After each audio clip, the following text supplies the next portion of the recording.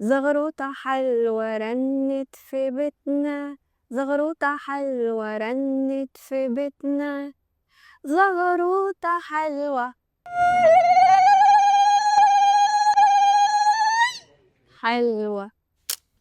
داخلين على إيه؟ على موسم الأفراح. طبعًا معظم العرايس بعد العيد بتكون حاجزة لليلة العمر، وعلشان ليلة العمر دي تبقى ذكرى ما تتنسيش، لازم أول حاجة تعمليها إنِّك تبعدي عن التوتر.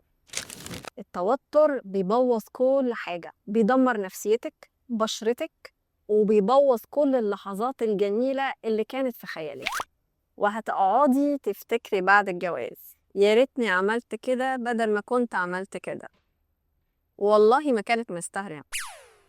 أول وأهم حاجة الفستان، لو هتفصّلي الفستان لازم أول حاجة تخلّصيها وتتأكدي 100% إنِّك مرتاحة فيه وتشيليه.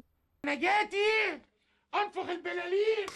نفس الحكاية لو هتشتريه، تشتريه من بدري وتشيليه، ولو هتأجّري ما تنزليش قبل الفرح بأسبوع تلفّي حوالين نفسِك وفي الآخر تشتري أي فستان وخلاص حتى لو مش عاجبِك علشان ميعاد الفرح قرّب.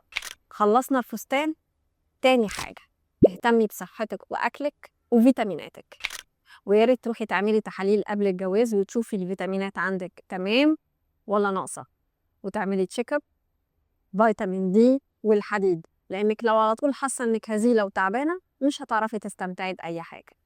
تالت حاجة، حاولي ما تتخانقيش مع خطيبِك على حاجات تافهة، فكّري مع نفسِك الأول، هل الحاجة دي تستاهل والّا لأ؟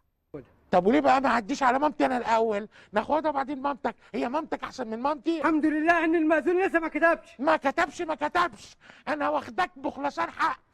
علشان لو ما تستاهلش روّحي نامي أحسن، وفكّري نفسِك إن أنا مش هاتوتّر، أنا عروسة مش هاتوتّر، مش هاتنكد، ومش هافكّر. أنا حلوة أهو، أنا حلوة، بُص حلوة وطعمة وبيضة وقشطة.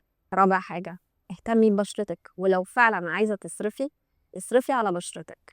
الmakeup اللي هيقعد 4، 5 ساعات في الآخر هيتشال وهيتغسل، ووشِّك اللي هيكمّل معاكِ. لو حد من العمال قرر يعمل حاجة في الشقة على مزاجه، ما تنكديش على خطيبِك عشان اللي حصل حصل. وافتكري ما نتوترش، أنا عروسة مش هاتوتر، مش هاتنكد، ومش هافكر. يوم الفرح وانتِ في الأوتيل أو حتى في أوضتِك بلاش يبقى معاكِ 50,000 بني آدم، يا ريت 1 أو 2 بتثقي فيهم. حتى لو الناس معاكِ فُلّة وكويسين، بس كتر الكلام حواليكِ والآراء